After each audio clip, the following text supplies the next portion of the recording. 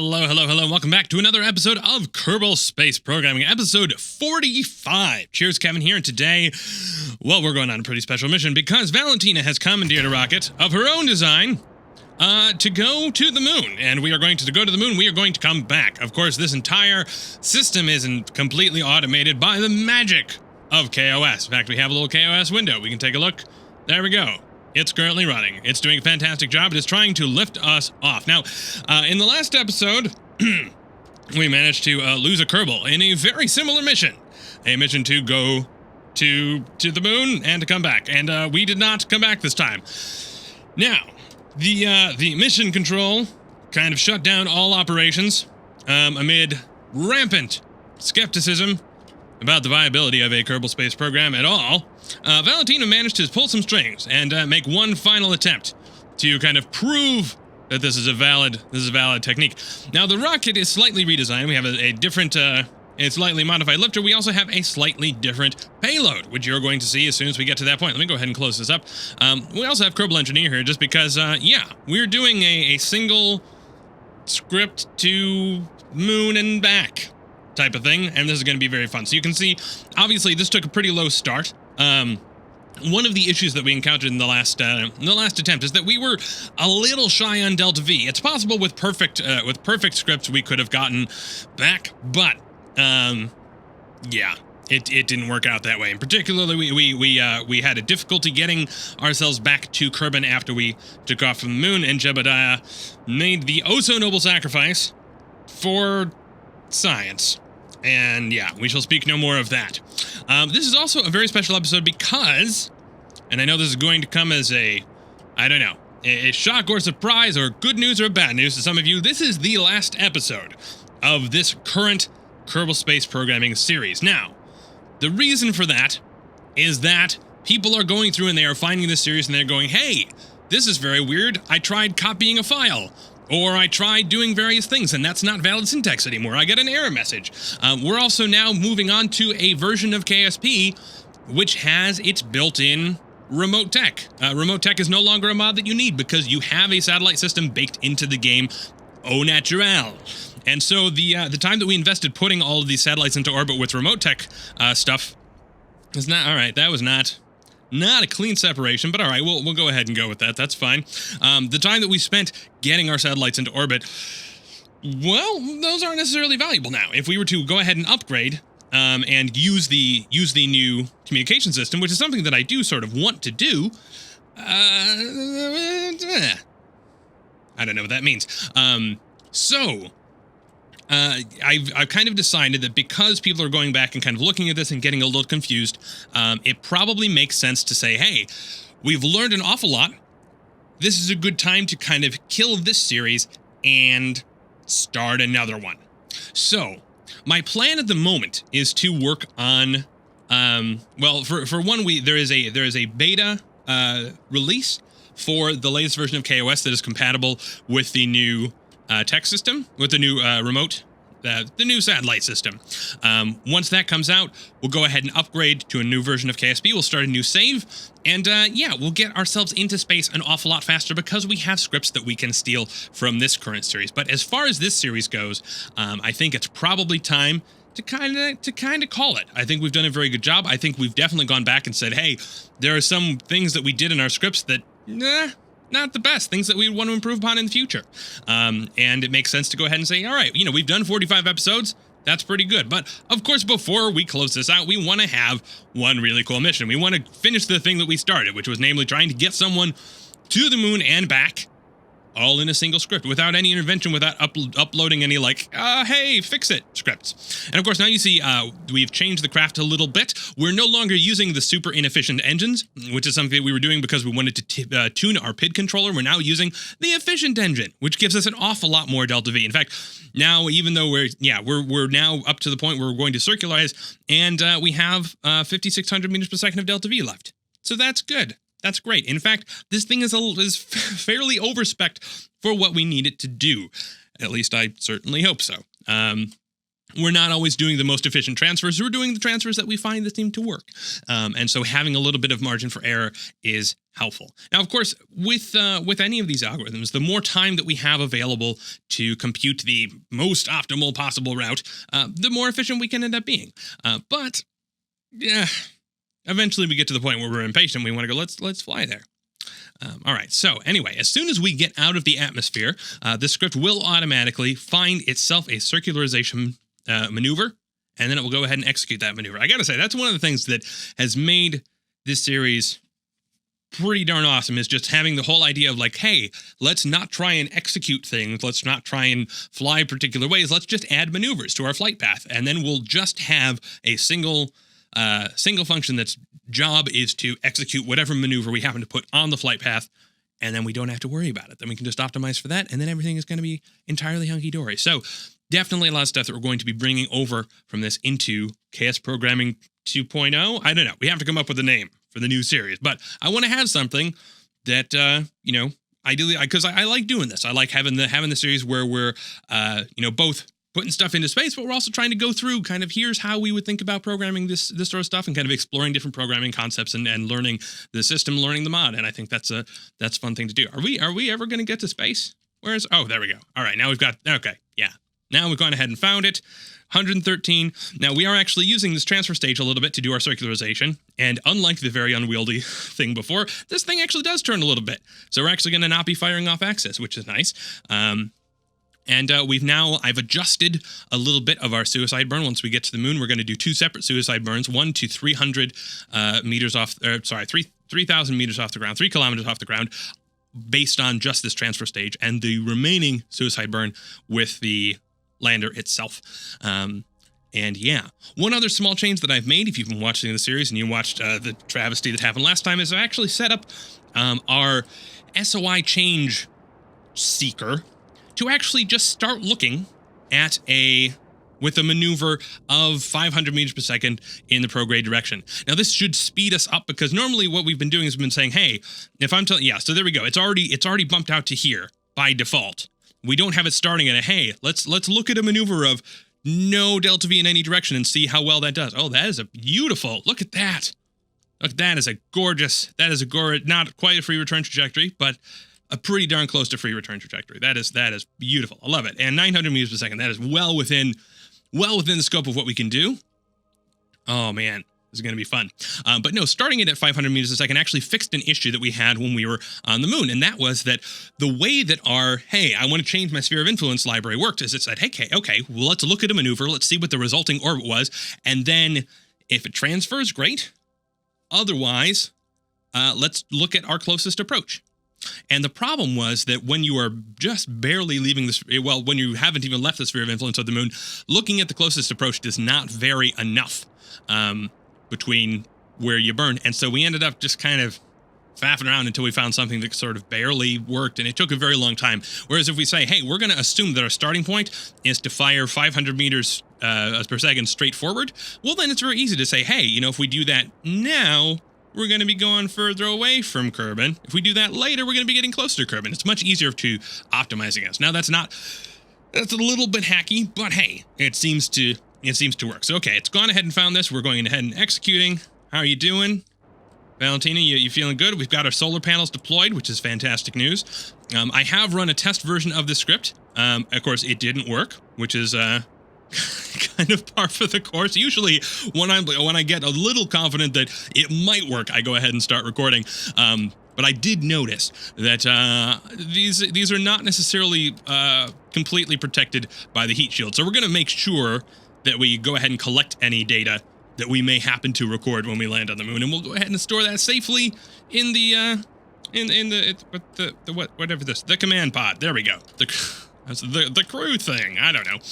All right, so now, because of Jebediah's bold sacrifice, we were able to unlock the larger engines, which has been very, very helpful because, hey, we were trying to build crazy stuff that worked with very tiny engines, or just stack a bunch of tiny engines on a large fuel tank, which is not always the most efficient, not always the best thing to do. So we are, of course, carrying a second transfer stage engine, which we didn't do before, but the resulting savings in delta V on our lander are amazing because we basically had these side-mounted things that were pretty darn ugly. It does seem to me that despite the fact that we tuned our PID controller on different engines, because we were actually tuning based on the thrust-to-weight ratio and not the thrust itself, it seems to be just fine. That basically once we've tuned it on one engine, we can kind of use that for the most part with any other engine. Now, it was mentioned in one of the earlier videos when we were tuning our PID controller that we didn't pick a consistent time window. And that may be something that we should do in the future. And that's certainly something that we will be doing in the next series. All right, so we've got a time warp that we're just killing off a little bit of our Delta V. We don't really technically need to do this. We could just do a radial burn that puts us, make sure that we're straight falling down.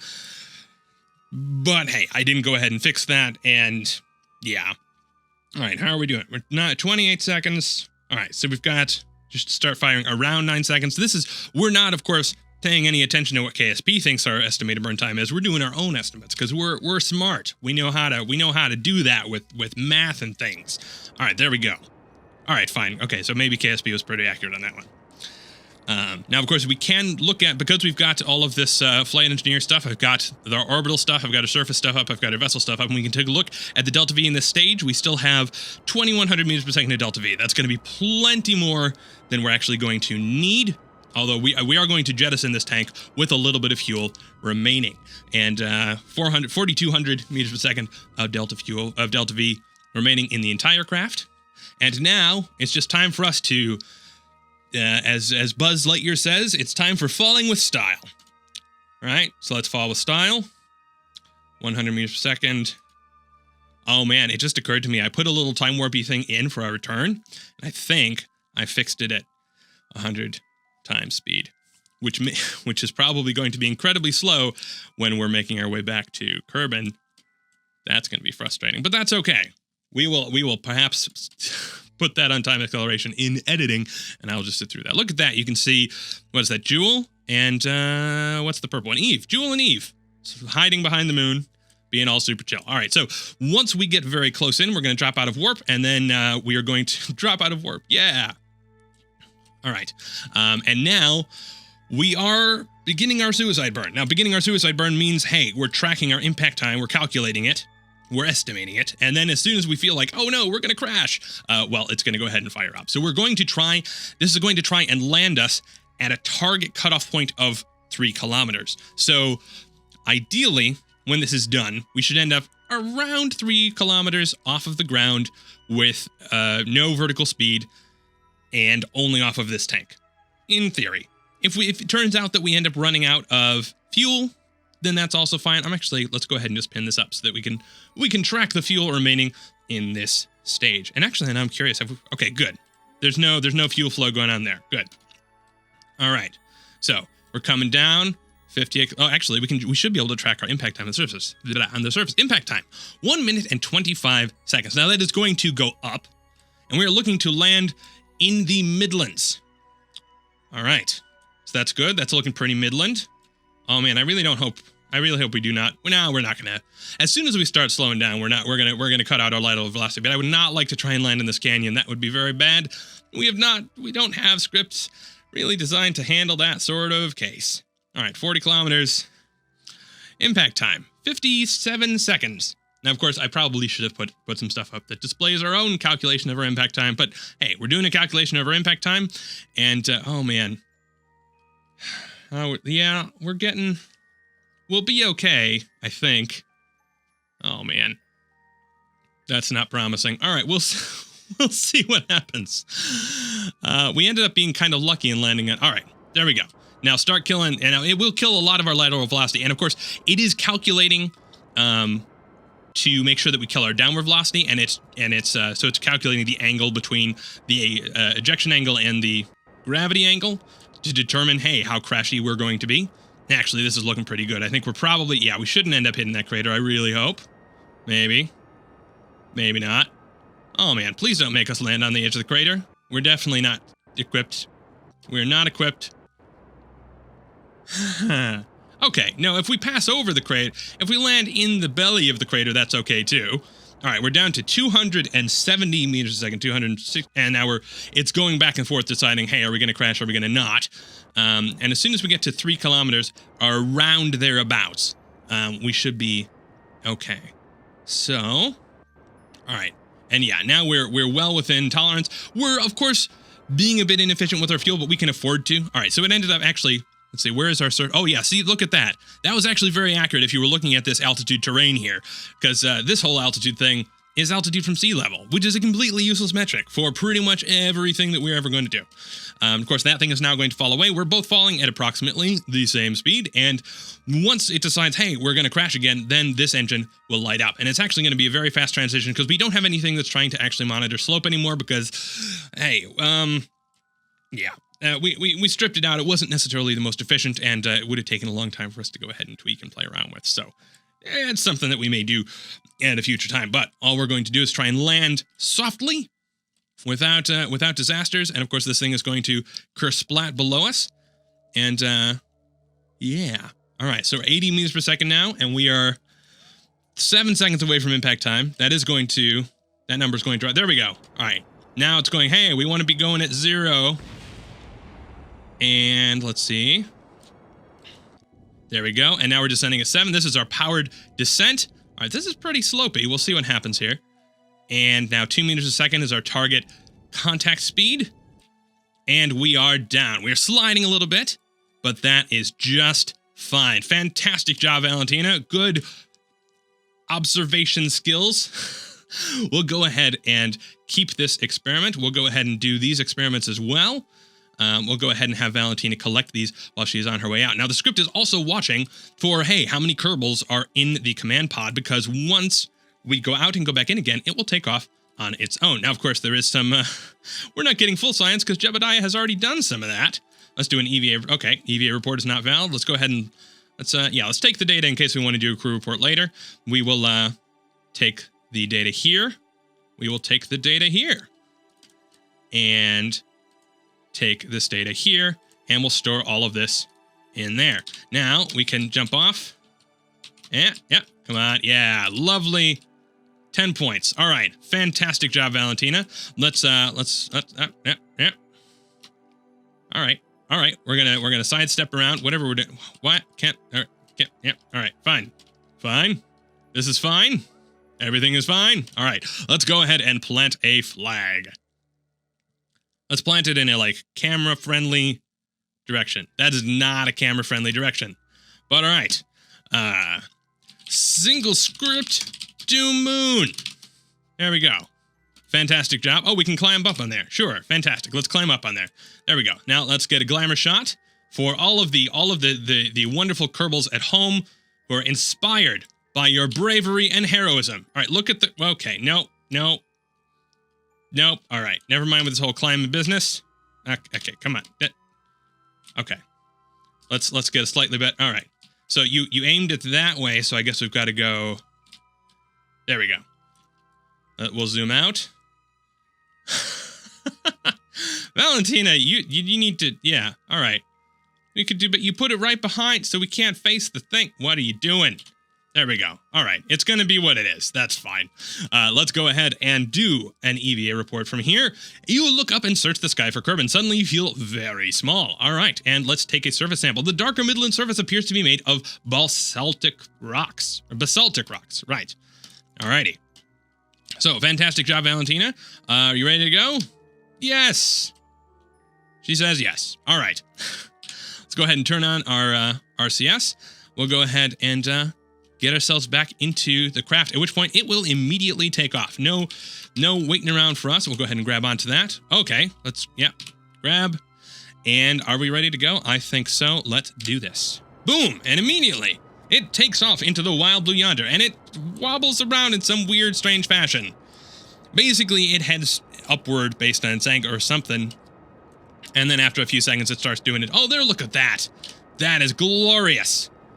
Fantastic. The Kerbal rise off of the moon as we head our way back to hopefully not die like Jebediah's before us. Alrighty, so we have now already gotten to our apoapsis, and we have planned a circularization maneuver automatically. This script is so wonderful. So exciting. All right, and as soon as we get there, we're going to drop out of warp, and we will go ahead and do our circularization, at which point it'll be time to find our transfer maneuver. So, and actually, while we're doing this, why not just do... Nope, can't do that. Can we get anything from this? Nope. What about this? I don't think this... I think the pressure will... Yeah, okay, well... That's fine. Let's do another crew report, right? Why not? Nope. All right. No science from that either. We'll do our circularization, at which point we will immediately start searching for a transfer. Now, of course, the starting maneuver that we begin with is, hey, let's fire 500 meters per second. And it will go ahead and try and refine from that starting point. Starting from a point of 0 meters per second in any direction, it was very, very difficult because it couldn't quite distinguish between, hey, is this a slightly better maneuver or is this not? Which, of course, is a bit of a problem with naive hill climbing type of algorithms. But hey, we're doing all right. And look at that. Wonderful job. We've already oh, no, we're still throttling full up. We can take a look at our remaining delta V. We've got 1,500 meters per second of delta V, 1,400. And there we go. All right, so we've got 1,400 meters per second of delta V to get ourselves back. That does involve a transfer and a correction. And okay, it's warping around, but it is finding stuff. It is finding stuff. It found a 365 meter a second ejection that gets a periapsis of 30 kilometers, which is pretty darn awesome. That is fantastic news. We're looking at the node is in 30 seconds, and it's saying it's like a 2-second burn. All right, I mean, that's sounds good to me, at least. I'm going to eject that way. It'll bring us out. Now, we do also have a small correction burn once we get out of the sphere of influence of the moon, which will try and correct for any, because if we ended up in a position where like, oh, well, we couldn't get entirely close enough, our periapsis is 90 or whatever. We wanted to make sure that we could correct it when we have the ability to be just a little bit more accurate. I think we actually have a safety fallback correction when we're transferring to the moon as well. But there we go. We're going ahead and starting on a burn. We're going to have plenty of fuel to spare, which is good because we're going to use it all up once we get close to periapsis, just so that we can cushion our descent by a little bit. So let's go ahead and wrap this thing up. Let's go home, Valentina. Let's do it. All right. Getting this maneuver done, at which point we should start automatically warping. Come on. Automatically warping. Let's do it. Come on. Valentina. There we go. Come on. Okay. So we're going to exit the sphere of influence, and I think we probably wait just a tiny bit. And then once we've waited, so the reason that we have a wait is because KSP is notorious about, hey, it decides, hey, you're now in the moon sphere of influence. And then it decides, wait, never mind, no, you're not. And so if we try and run a script right away that's saying like, hey, let's fire something at apoapsis, it may change what apoapsis means. So we say, hey, okay, if I've transferred, we're also going to wait, I think like 2 minutes. Actually, we can warp ahead a little bit. We can cheat load. There we go. All right. I hope I didn't screw anything up there. I think we'll be okay. We've got an estimated burn. The node is in 1 minute and 48. Oh, right, because it's now auto-warping, so we can go ahead and just... Yeah, so it found a 0 meter a second burn to complete our correction. That's fine. We'll go ahead and, well, we've got to let it. We've got to let it try. Go ahead, warp ahead. See, this is why I should never touch controls, because I managed to screw up all of the things. And of course, it can't even really find the maneuver, because it's a 0 meter per second burn. I hope this doesn't screw us up. We'll see what happens. There. Oh, nope, it did turn on our engine. That's something. All right. You can do it. All right, good. It finished its maneuver. Fantastic job. And now here is a dumb thing that I did. I set a time warp of 100 times, which means that it's going to take us a very long time to get back to your Kerbal, because we're moving very, very slowly right now, and I can't manually force it up because every tick it is forcing itself there. So we are going to go ahead and just time accelerate this in post until we manage to make our way close enough to periapsis to drop out of this warp. So I will see you back in just a moment.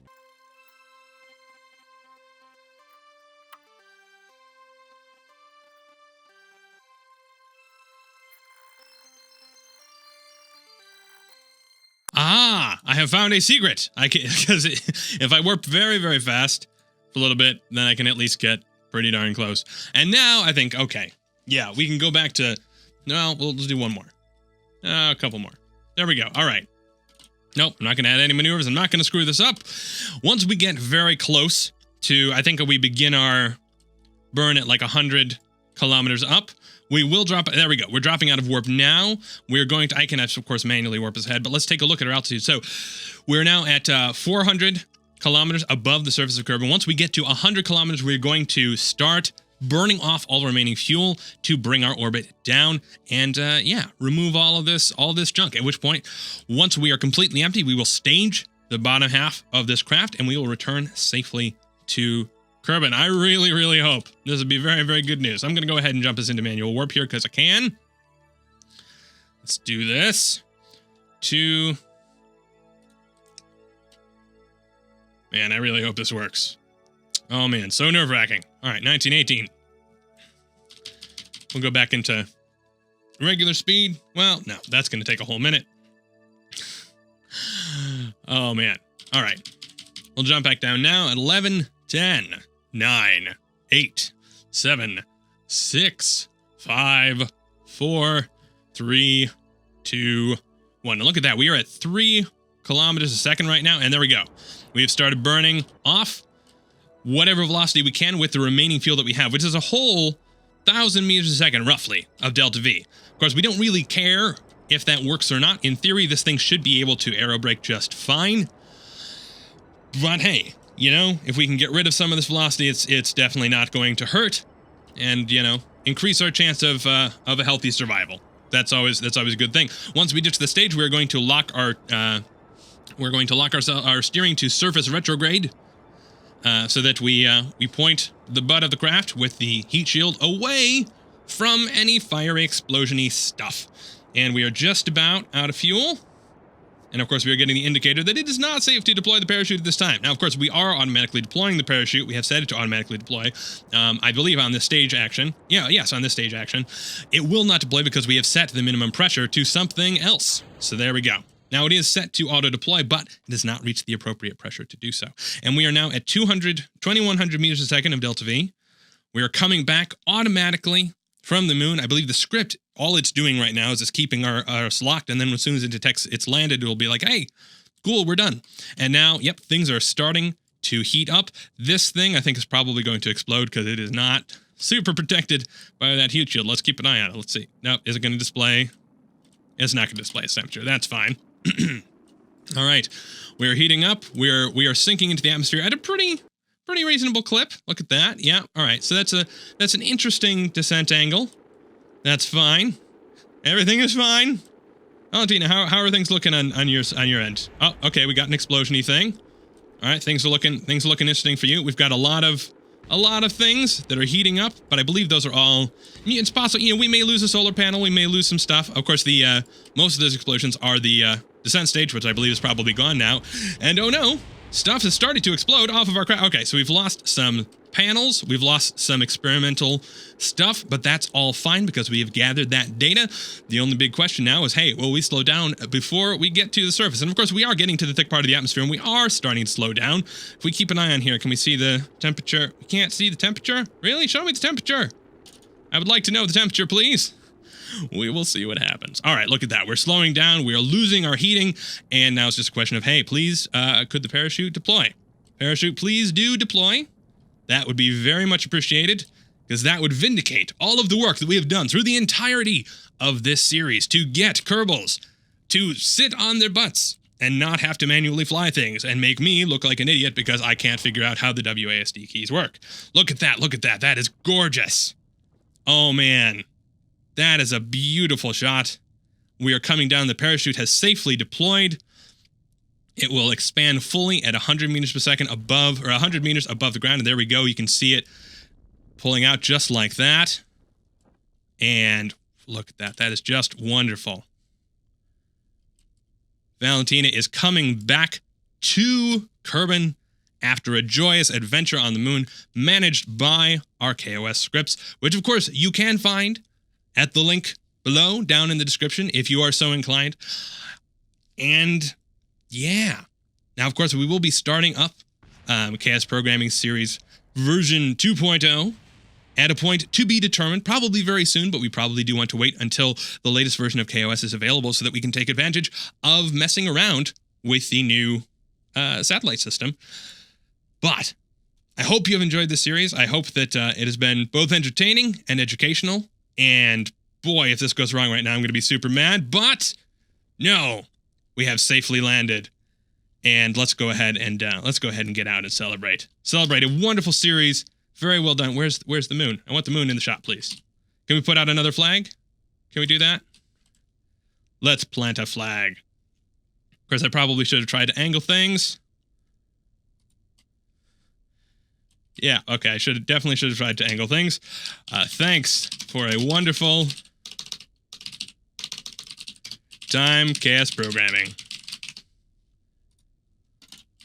And yeah, we'll go ahead and stand there, get the moon in the shot, and there we go.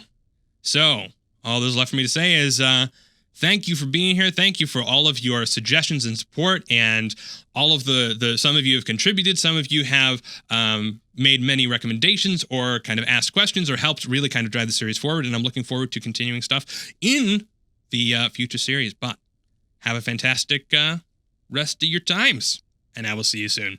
Cheers.